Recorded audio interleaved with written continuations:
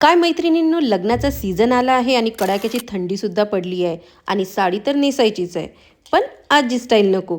कशी? तर चला बघूयात. मी एक सुंदरचं कार्डिगन यूज केलंय. तुम्ही बघू शकता माझ्या साडीचा आणि माझ्या कार्डिगनचा कलर हलकासा सेम आहे. साध्या भाषेत म्हणायचं झालं तर माझ्या स्वेटरचा कलर, किंवा तुम्ही एक कॉन्ट्रास्ट कलर सुद्धा यूज करू शकता. तो सुद्धा जबरदस्त दिसेल.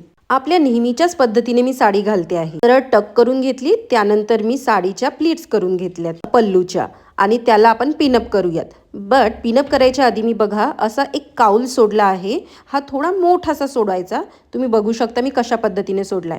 आणि त्यानंतर मी साडीला पिन करून घेते. आता आपण साडीच्या छानशा लोअर प्लीट्स करून घेऊयात. ही साडी थोडीशी फुगते, त्यामुळे प्लीट्स या नीट करायच्या.